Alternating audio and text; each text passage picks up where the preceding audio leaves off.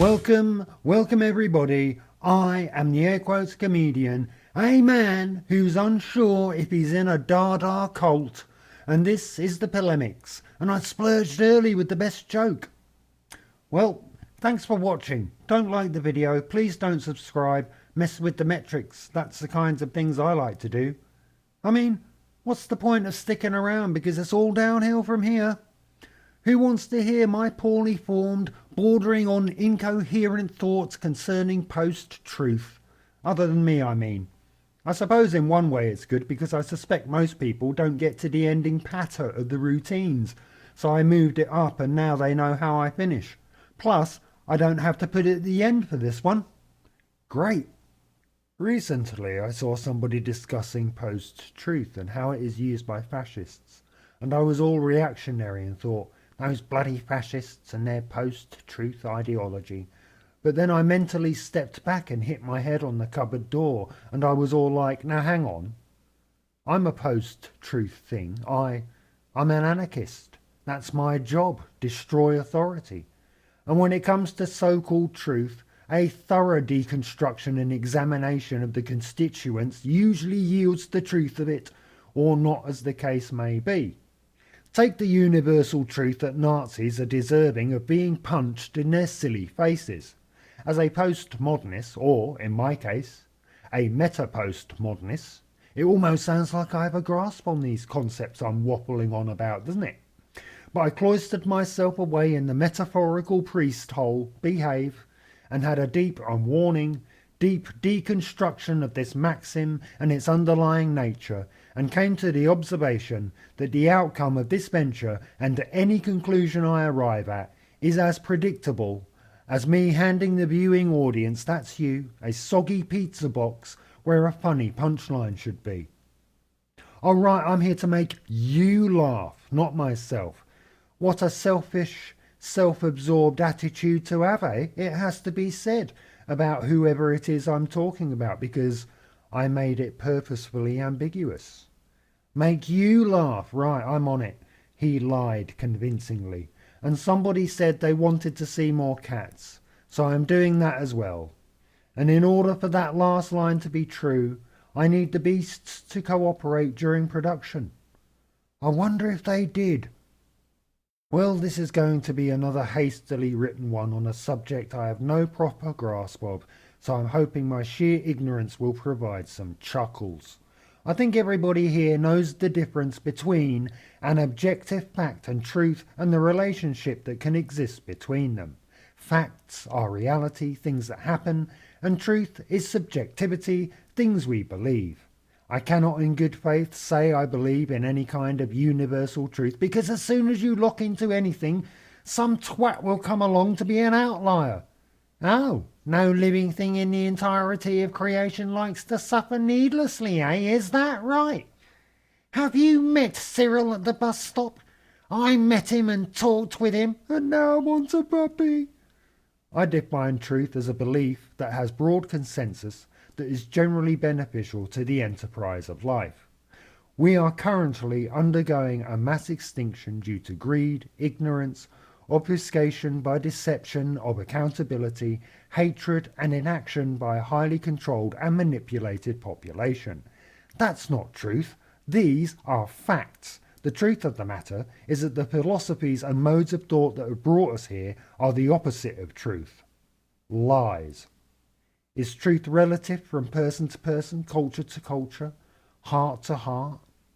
In the course of making these comedic pieces, there are differing levels of reality and perception depending on where I am in the process, which is nothing to say of how that perceptual reality changes when given over to an audience's perception.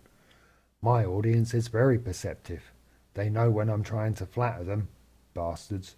Truth, perhaps like the famous movie, I'm hoping you'll know it even though I've never actually seen it, the one where a crime happens and then multiple people recount their perspective on what they witness. It's a cult classic, very influential.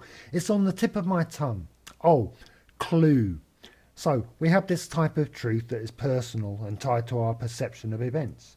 You see somebody flash a cop the middle finger and you assume that the bird-throwing person must be alright, not realising that it's a secret signal between an informant and something the rest of us try to avoid stepping in. The Rashomon truth, I'll call it. But does it stymie the notion of universal truth, or highlight that we just need to be in possession of all the information to be able to attain this universal truth? If universal truth is possible, is it even desirable?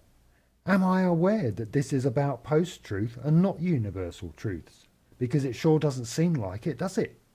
Now, I'm not a philosopher. I do not possess a broad knowledge and understanding of the great thinkers or their ideas. I mean, have you seen some of their ideas? And these are the ideas that are even comprehensible. I have tried to cement the meaning of dialectic in my brain, dear viewer, but it refuses to transfer from my short-term memory, 48K I've got, to my long-term memory. 1 gigabyte! I'll never fill that up, as if my long-term storage knows something the rest of me doesn't. But unlike, say, the industrial psychology complex, I believe thought and thinking about thought itself a worthwhile pursuit. What other branch of human inquiry could give us a notion worthy of serious consideration whereupon a hall of infinite monkeys at typewriters will eventually produce something that doesn't resemble a Michael Bay script? We had a look at the Rashomon truth and whether it's a case for relativistic truth or universal truth, but what about something like congruent paradoxical thought? The minty fresh concept from 1984 you might recognise as doublethink, which sounds like chewing gum for the mind. Ceaseless activity for its own sake that only serves to degenerate an otherwise useful system while producing anxious precarity to landing on a concrete position, and is usually implemented in regimes where concerns about hitting concrete from a great height for possessing a wrong thought is a legitimate concern. No, I was joking about everybody having rights and being free. How could a person be any kind of vessel for truth if opposing ideas within them are not in conflict?